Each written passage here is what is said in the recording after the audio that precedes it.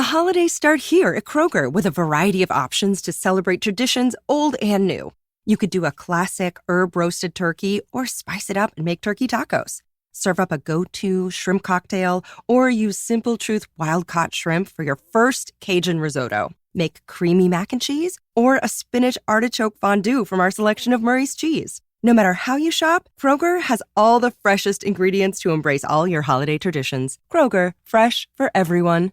Hello, it is Ryan, and we could all use an extra bright spot in our day, couldn't we? Just to make up for things like sitting in traffic, doing the dishes, counting your steps, all the mundane stuff. That is why I'm such a big fan of Chumba Casino. Chumba Casino has all your favorite social casino-style games that you can play for free anytime, anywhere with daily bonuses. That should brighten your day a little. Actually, a lot. So sign up now at ChumbaCasino.com. That's ChumbaCasino.com. No purchase necessary. VGW Group. Void where prohibited by law. See terms and conditions. 18+.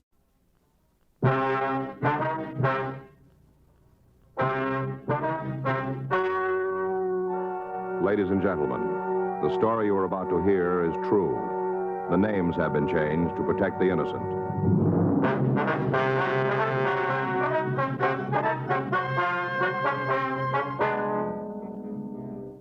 You're a detective sergeant. You're assigned a robbery detail. You get a call that a downtown hotel has been held up by a bandit who carries a sawed-off shotgun. Your job, find him.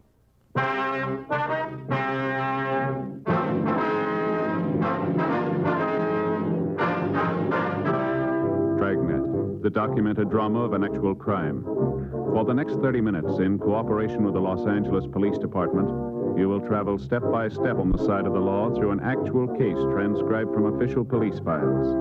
From beginning to end, from crime to punishment, Dragnet is the story of your police force in action. It was Sunday, October 9th. It was cool in Los Angeles. We were working the night watch out of robbery detail. My partner's Frank Smith. The boss is Chief of Detectives Thad Brown. My name's Friday. We were on our way out from the office, and it was 2:06 a.m. when we got to the corner of Cinnabar Street and Grand Avenue. The Brinton Hotel. Well, I just done what he told me. I figured there was no point in getting myself all roiled up. Didn't see where that would be helping matters. Yes, sir. Whatever he said, I done it. Hey, you fellas looking for a room? Police officers, this is Frank Smith. My name's Friday. Are you from robbery? That's right. Roberts, 1F16. Mm-hmm. You answered the call? Yeah. The description's out. Metro's sending a couple of cars to help us look for the suspect. All right, good. Anything else I can do for you? No, not right now. Okay. I'll take care of the report. Thank you. We'll check with you. Right. You know, I sure would have been wrong about you two. What's that? I never would have guessed you was cops. Oh, Salesmen. That's what I'd put you boys down for. I see. Ladies ready to wear. Guess I would have missed the boat this time. Yes, sir. Would you tell us about the holdup, please? I thought them other officers already let you in on it. We'd like to get the details from you if we could. Oh. Well, I ain't got nothing better to do. Stuck here till 7 a.m. anyhow. Wonder if we could have your name. Boxer, Tom Boxer. That's Boxer? That's it, just like a dog. Uh-huh. What time did the robbery take place? 45 minutes ago, along around 1:20, somewhere in there. Mm-hmm. Wasn't 1:30 yet, I'm sure of that. Oh? See, I was listening to the radio. Stan Swift. Who's that? You know Stan Swift. He's on every night, midnight till 6, 7 nights a week. Oh, yeah. The nights go swifter with Swift. That's how he puts it. Uh-huh. Gives a time signal every hour and every half hour. Remember him giving the 1 a.m.? Hadn't given the 1:30 yet, so it must have been around 1:20 when this fella come into the hotel. What'd he do? Walked up to the desk. Yes, sir. I didn't even know he was there. Well, not at first. Mm-hmm. I was sitting down in that chair, kind of had my back away from the door. Mm. Didn't hear him neither on account of being plugged in. What was that? To my radio. Oh, I see. This here gadget, see? Mm-hmm. It's into your ear, like so. Yeah, I understand. Lets you listen without waking nobody up. Other end attaches to the set, like so. Mm-hmm. You mean that's a radio? Sure is. You ain't never seen this kind before, huh? No, sir. Transistor. Oh. That's what they call it. Regency transistor. Ain't got no tubes. That's what makes it so small, you see? Carry it around in your pocket if you have a mind to. I see. Real good tone, though. Plenty of volume if you want to let it out. Yes, sir. Now, if you just tell us about the robbery, would you, Mr. Boxer, please? Well, ain't that what I've been doing? Yes, sir. You said this man walked up to the desk? That is right. Maybe stood there a couple of seconds before I sensed him. Mm-hmm. Unplugged myself, Got up and asked him if he wanted a room. He said he did, single. Yes, sir. Checked the boxes to see what was vacant. Had my back to him while I was checking. Didn't notice him opening up his satchel. Must have been carrying the gun there in the satchel. Anyway, when I turned around to register him, I found myself staring into the barrel. Shotgun it was. All right, go ahead, please. This is a stick-up, he said. Do what I tell you, and you won't get hurt. I didn't know whether he meant business or not, and I sure didn't aim to test him to find out. Yes, sir, I said. You just tell me what you want, and I'll do it. Yeah. I ain't no coward, you understand, but I ain't no hero neither, especially when I'm facing up to a shotgun. Sure. Like the man says, only real heroes are dead heroes. Yes, sir. Me, I'd just as soon go on living. That's why I done exactly what he told me. Give him the money from the cash drawer here. See? Every penny. Hand it all over to him. Didn't try to hold none back. Yes, sir. How much was there? $60, somewhere in between there. What happened then? Well, he told me to empty my pockets, lay the stuff on the desk. You did, huh? I emptied them. I didn't have more than $3 or $4 in change. He scooped it up with the other money, shoved it into his satchel. I see. Then he said for me to come out from behind this desk. Walked me over to the elevator. Told me to get inside and ride up to the top floor. That'd be the third. You see, the hotel's 3 stories high. Yes, sir, I understand. I suppose I could have got off on number 2. He would have known the difference. Floor indicator down there don't work. But I didn't see where I'd be gaining anything by it, so I done what he told me. I rode up to 3. How long did you wait there? Oh, till I seen him leave the hotel. From the window end of the 3rd floor hall. Did he drive away? No, just strolled off. I don't think he had a car. I see. Turned the corner, and that was the last of him. And what did you do then? Took the elevator back down, called the police, listened to the radio while I was waiting. Yes, sir. Figured I might as well take it easy till the cops come. Wasn't more than 5 minutes before them officers walked in. A little while later, you fellas walked in. I guess you know when that was. Yes, sir. Now, Mr. Boxer, could you tell us what he looked like? Huh? The man who held you up. Oh, well, I told them other fellas, the ones wearing uniforms, they said they'd send out his description. Yes, sir, we understand. We'd like to have it, too. Okay. Oh, young fella, 25 to 30, I judge. No. Big bill, a little bigger than you. Not as big as you, though. Somewhere in between. Yes, sir. Black hair. Didn't catch the color of his eyes. Well, that's about all. How was he dressed? Suit. Stripe in it, I think. Maybe dark blue with a gray stripe. Bow tie. Kind of dapper. Have any scars? Not where you'd notice them. He said he carried the gun in a satchel, is that right? Must have been where he had it. Didn't actually see him take it out, though. Back was to him at the time. How big was the satchel? Oh, medium-sized, about so long. Any initials on it? No, not so far as I can recall. What about the gun? How big was it? This long, maybe. Single barrel, sawed off. Could you tell the make? Well, I ain't no expert on shotguns. No. Would you know this man if you saw him again? Sure, I'd be a fool not to. Why? I'd like to have you come down to City Hall in the morning, Mr. Boxer, if you would. Well, what for? I want to show you some photographs, see if you can pick them out. You mean this morning? Yes, sir, if you would. It's Sunday. Yes, sir, that's right. You fellas work on Sunday? Well, we're not the only one. Well, what do you mean? He did. Frank and I checked with the patrol officers who had answered Mr. Boxer's call. They told us that a search of the immediate vicinity had failed to turn up anyone who answered the suspect's description. 3:16 a.m., the crew from the crime lab finished up their investigation. There were no useful fingerprints or other physical evidence in the lobby of the hotel. 7:38 a.m., we checked the suspect's M.O. and the description with the stats office. They came up with 18 possibles. We pulled the packages from R&I and took them back to the office. Well, looks like it might rain. Pretty early in the season, isn't it? Yeah, the paper says we're going to have a wet winter. All right. Real good for skiing, I guess. Yeah. That's what you need. Lots of moisture. Heavy snow. You never go skiing. No. Well. No, I thought about taking it up a couple of years ago. Faye blew her stack, though. Oh. Said I'd probably break my neck first time I tried. Sometimes I think she worries more about me than she does about the kids. Good morning, gents. Oh, hi, sir. Hope I haven't kept you waiting. No, sir, not a bit. How are you today, Mr. Boxer? Sleepy. Usually get a couple of hours cat nap during my shift. Kind of missed out on it last night. Yes, sir, I'm afraid you did. Even after all you fellas left, somehow I just couldn't doze off. Listen to Stan Swift till 6 a.m. I'll bet you I know more about Egypt than a real live Egyptian. Well, you got them pictures you wanted to show me? Yes, sir, right over here. It's all right if I sit down? Yeah, go right ahead. There you are. This the pile? Yes, sir. Take your time. Look at each one as long as you like. Okay. Pretty tough bunch of boys. Yeah. No, it's not him. No. Nope. Oh, hey, wait a minute. There is a resemblance. He looks something like this one here. Is it the same man, Mr. Boxer? Oh, no, not the same. Yeah. Similar type, though. Does that help you any? Might. Want to go through the others? Sure. Now, you see this fella? Yes, sir. He's not the same type at all. No. The other one I pointed out was, you can see the difference yourself. Yes, sir. Yeah. Not him. Not him either. Nope. This is closer to him. Sir? Not as close as that one, the other one, but closer. Yes, sir. Now we're getting further away. No, it's none of these. Is that all you got? Afraid so. Well, it's the best I can do for you. Now, this one here, the one I pointed out first. Yeah, we understand, but it's not the same man, you said. Well, I never said it was. Just said they were similar. Yes, sir. Well, I'm sorry we wasted your time. Oh, it wasn't no waste of time, not as far as I'm concerned. Huh?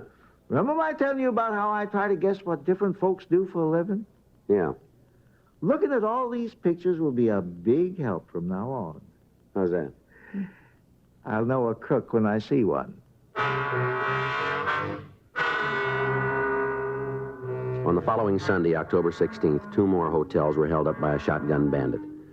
Both robberies occurred during the early morning hours. Both hotels were small.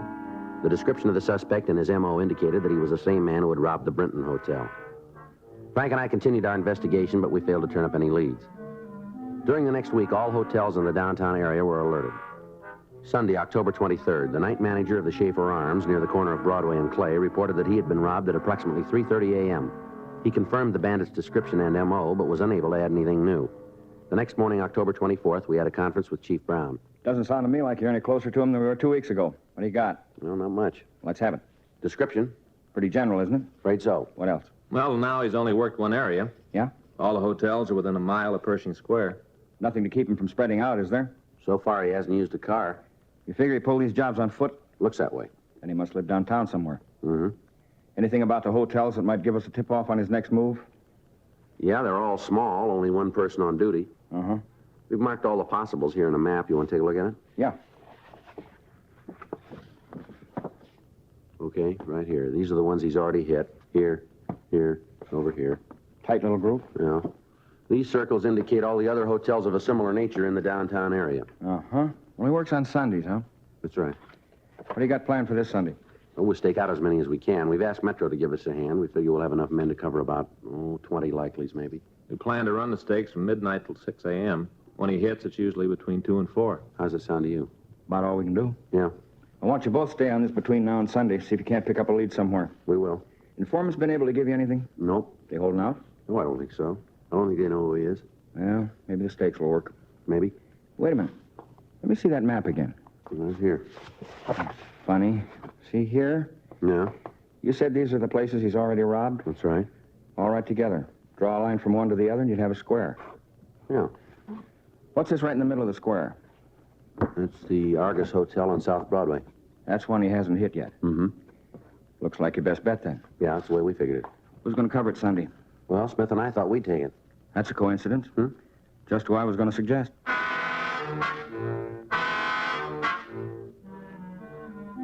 During the rest of the week, we continued our investigation, but we failed to turn up any additional information about the suspect.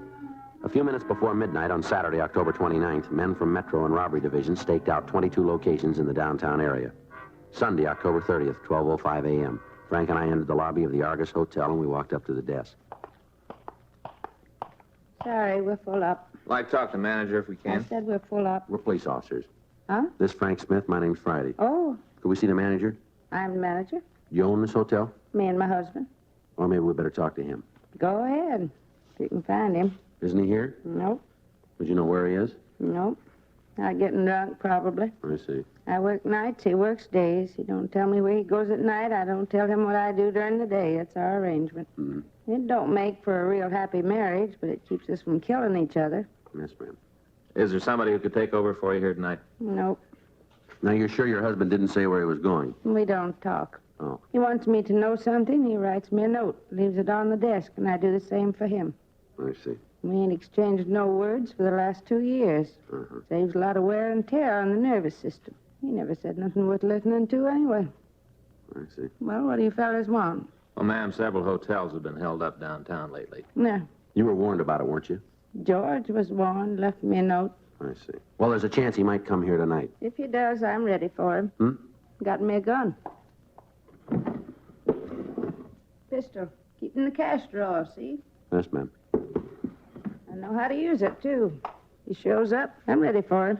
Is there someplace we could wait in case he does? You don't have to. I don't need no protection. Told you, I've got a gun. Yes, ma'am. So's he.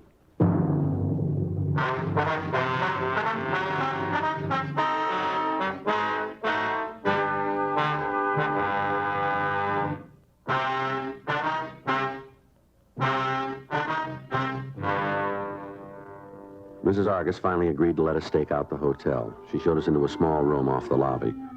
From there, Frank and I could see anybody who entered. During the next 4 hours, only 2 people requested accommodations. They were both middle-aged men, and neither one of them in any way resembled the suspect's description. What time you got, Joe? See, 5 after 4. Yeah. Latest he ever pulled a job was 3:30. Yeah. Maybe he decided to lay off tonight. Maybe. Argus Hotel. Who? Oh, yeah. Hey, you guys in there? Yes, ma'am. Somebody wants you on the phone. Okay, I'll be right over. In the booth. Yes, ma'am.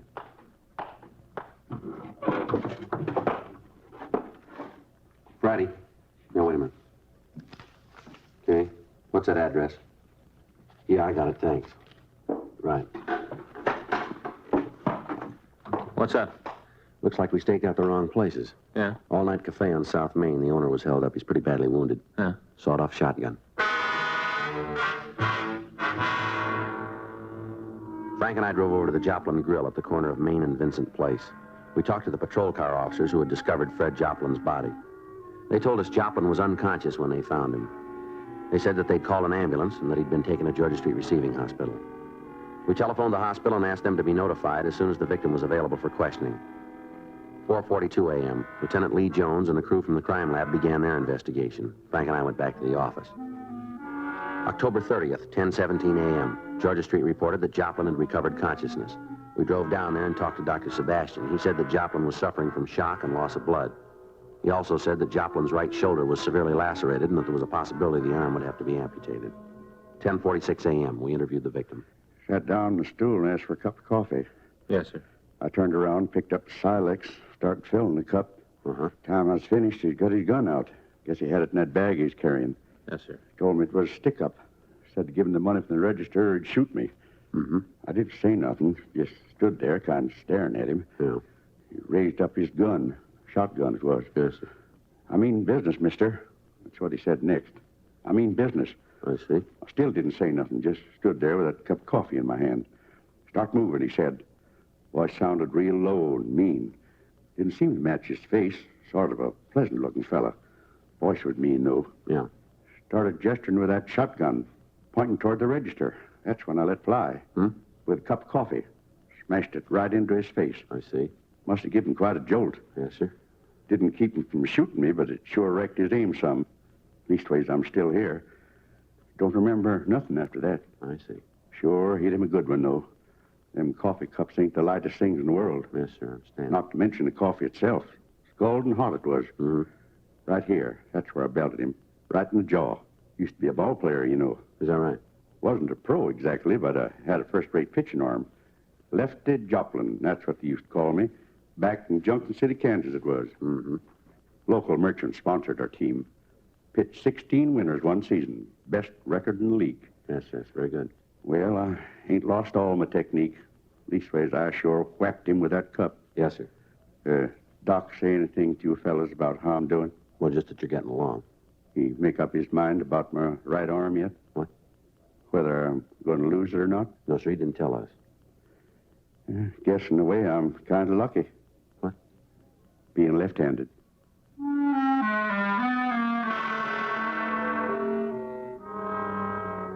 We asked the victim, Fred Joplin, to describe the suspect. The description he gave us tallied with what we already had. 11:17 a.m. Frank and I went back to the office. I can't figure it out, Joe. What? Why he'd switch from hotels to a cafe. Well, maybe he tumbled to our steakhouse. Yeah, I thought sure he'd try the Argus, though. It's the right spot for him. I get it. Robbery Friday. I see. Yeah. Anything else? Mm-hmm. Well, give us something to go on anyway. Thank you. Right. Lee Jones in the lab. What's he got? Well, Joplin was right. He sure didn't miss with that coffee cup. They find the pieces? More than that. Huh? Found a broken front tooth.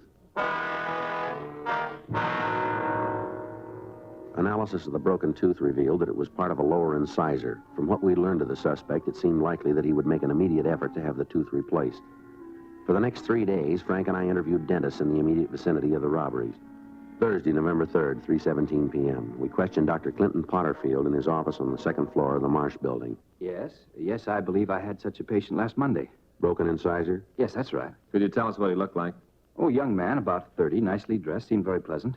Did he say what had happened to his tooth? Yes, he did. Automobile accident. I see. He knocked it against the steering wheel. Uh-huh. He wanted a new fitting right away. Yes, sir. Agreed to make him a temporary as soon as I could. It should be finished tomorrow. Mm-hmm. He offered to pay me extra if I'd hurry it up. I told him you can't rush a new bridge, even a temporary. Yes, sir. Did he give you his name and address? Well, not me personally. My receptionist takes care of those details. Yes, I understand. Would you mind checking with her? No, not a bit. Excuse me. It's about time we got a break. Oh. Hey, look out there. Starting to rain. Yes, sir, it is. Yeah, just like the paper said. It's going to be a wet winter. Here you are, gentlemen. I had a copy down for you. Thank you. Philip Seaver. Huh? Yes, that's correct. His address is right there, too. Yeah. Well, at least we know one thing now. What's that? Why he skipped over the Argus Hotel. Yeah? He lives there.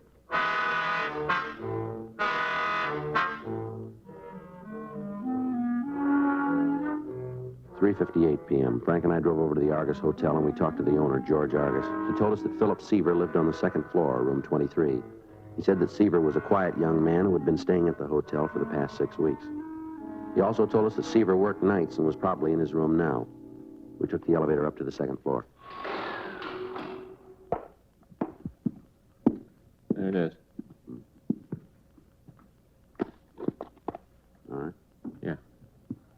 All right, Hey, face off the head against the wall there. What? Move. I sure don't know what this is all about. Oh, he's clean, Joe. All right, turn around. Okay. Where's the shotgun? You guys must be off your rockers. I'll see what I can turn up. All right.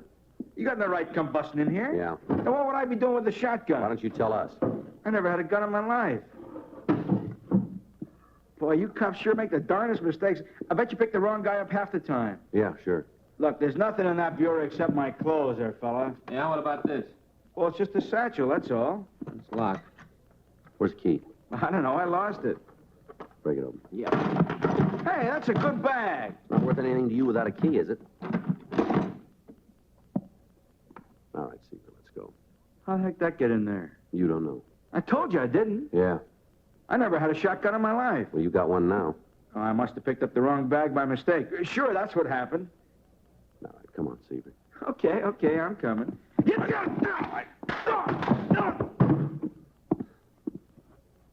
Cut your hand? Be all right. Look at that. Huh? You must have bad ones. What's that? Another tooth missing.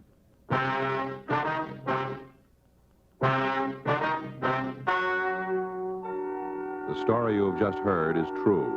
The names were changed to protect the innocent. On March 12th, trial was held in Department 98, Superior Court of the State of California, in and for the County of Los Angeles. In a moment, the results of that trial.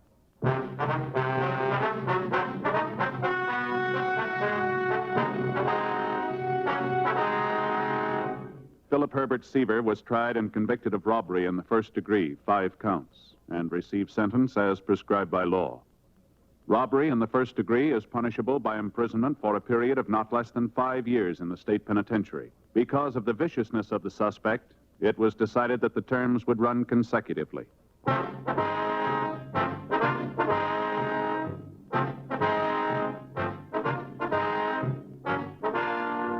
You have just heard Dragnet, a series of authentic cases from official files. Technical advice comes from the Office of Chief of Police W.H. Parker, Los Angeles Police Department.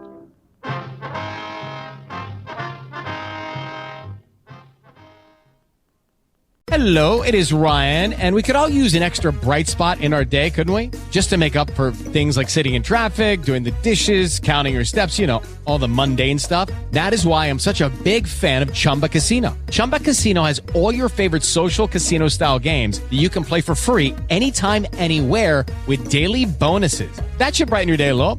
Actually, a lot. So sign up now at ChumbaCasino.com. That's ChumbaCasino.com. No purchase necessary. VGW Group. Void where prohibited by law. See terms and conditions. 18+. This is the smell of a warm 3-day-old egg salad sandwich in a wimpy trash bag. Wimpy, wimpy, wimpy! Blech. And this is the smell of that same sandwich in a hefty, ultra-strong trash bag with new Fabuloso lemon scent. Hefty, hefty, hefty!